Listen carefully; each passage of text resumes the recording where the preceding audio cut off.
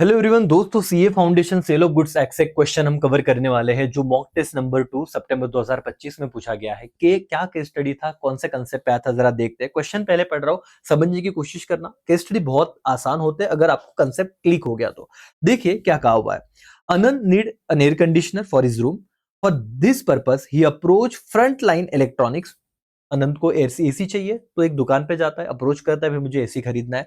तो जो sales manager है उस दुकान का, फ्रंट लाइन इलेक्ट्रॉनिक्स का, he said that technician team will visit the room of Anand, and thereafter they will suggest air conditioner suitable for his room. तो हमारी टेक्नीशियन टीम आएगी, वो बताएंगे क्या 1 टन एसी चाहिए, 2 टन चाहिए, उसके हिसाब से कूलिंग कितना जल्दी करेगा उस पे ये होता है करके टन का हिसाब। अब after visiting the room, technician suggest that a split AC 1 ton capacity, 1 ton capacity का will be sufficient for his room. Technician ने कहा भाई 1 टन का ले लो, आराम से हो जाएगा सर, पैसा बच जाएगा वगैरह वगैरह, ज्ञान दे दिया आनंद को। So on this advice he purchase the suggested AC, but after some time Anand found that AC is insufficient to cool the room area। तो बाद में पता चला भाई जो AC की ये बात कर रहे थे ये तो सफिशिएंट है ही नहीं, और इधर ही तुम्हारा आंसर का गेम होने वाला है। पूरा आंसर का जो भी जजमेंट है इधर से ही आपको डिसीजन लेना है। Now Anant want to avoid the contract. Anant बोल रहा था मुझे कॉन्ट्रैक्ट करना ही नहीं, मुझे कैंसिल करना चाहिए, but frontline electronic denies returning और क्या changing AC. AC is installed and returning or changing will result heavy loss to it। वो कह रहे हैं कि भाई सर अब AC लग चुका है, इंस्टॉल हो चुका है, अगर आप रिटर्न करोगे, चेंज करोगे तो हमें बहुत ज्यादा नुकसान हो जाएगा, तो ये करो ही मत करके। ऐसा कहना है दुकानदार का।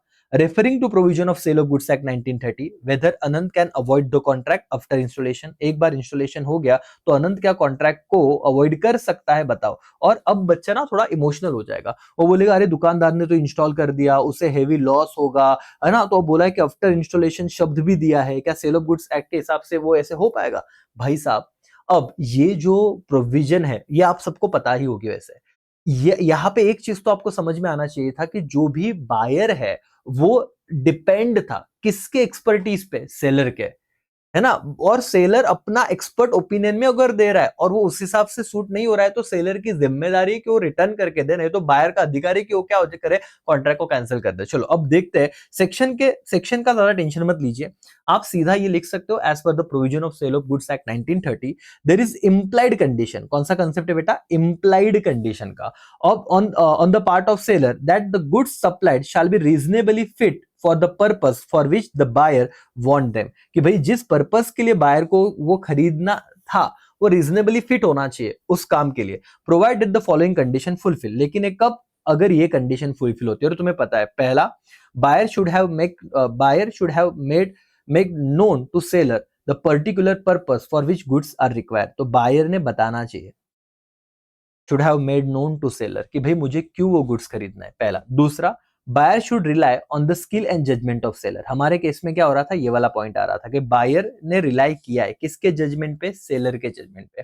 तीसरा, the good must be of description deal by the seller whether he be manufacturer और नॉट। भाई कि जो डिस्क्रिप्शन दिया था, अगर बायर बोल रहा है कि मुझे इसी डिस्क्रिप्शन का चाहिए, इसी यही स्पेसिफिकेशन का चाहिए, तो वही होना चाहिए, उसके अलावा आपने दूसरा गुड्स नहीं देना है। तो मे बी आपको पर्पस पता था, सेल बायर आपके जजमेंट पे डिपेंड कर रहा है, सेलर के डिस्क्रिप्शन दे दिया है, सब चीज थी, और उसके बावजूद अगर गलत होता है तो फिर जिम्मेदारी किसकी रहेगी बेटा? सेलर की। इन द इंस्टेंट केस तो ये प्रोविजन हो गया, प्रोविजन। अब आप बोल रहे हो fact of the case. Fact of the case में क्या लिख रहे हो? अनंत अप्रोच, अभी वही चीज है कि वो एसी दुकान फ्रंटलाइन इलेक्ट्रॉनिक के पास गया एसी खरीदने के लिए। अब ये चीज मुझे बताओ, ये रटना थोड़ी ना था, तुम्हें तो बस ये पॉइंट याद आने चाहिए थे बेटा, और मुझे लगता है कि इतना तो याद आएगा ही अभी, नहीं तो अभी ध्यान में रखो ये इंप्लाइड कंडीशन के क्या पॉइंट है, कब सेलर की रिस्पॉन्सिबिलिटी रहती करके।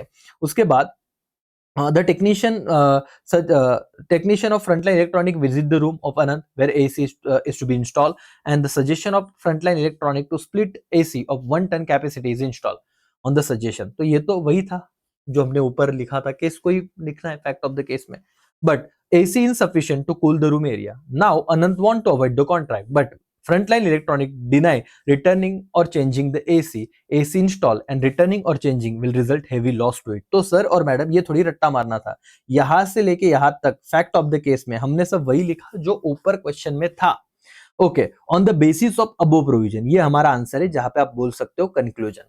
On the basis of above provision and fact Undoubtedly, Anand purchased AC only on the suggestion of क्या बेटा Frontline Electronic.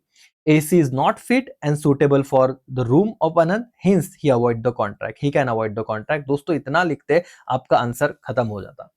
इतना सा आपको लिखना था। क्यों टेंशन ले रहे हो यार? बहुत लोड नहीं लेना। अगर तुम सही ढंग से चलो तो बातें बहुत आसान होगी। ठीक है? सो ये छोटा सा क्वेश्चन था। उम्मीद करता हूँ ये एमटीपी का सवाल तुम्हें समझा, प्रोविजन समझा, फैक्ट समझा और कंक्लूजन भी समझा। ऑल द बेस्ट और बताते रहो कि इस तरीके के वीडियो तुम जितना एप्रिसिएशन करोगे भाई, अगर तुमको नीड है, तुम देख रहे हो तो ही फिर मेरी तरफ से बहुत सारी चीजें आएगी। तो प्लीज इन्वॉल्वमेंट दिखाओ। अगर मैंने कंपनी एक्ट का भी तुम्हें वीडियो दिया बेटा, तो उस पे भी अब तक मुझे उतना मतलब देखा बहुत बच्चों ने, बट उस तरीके से कुछ रिप्लाई अभी तक नहीं आया। तो प्लीज मुझे बताइए सो दैट मैं और चीजें करूँ। ठीक है, चलो ऑल द बेस्ट।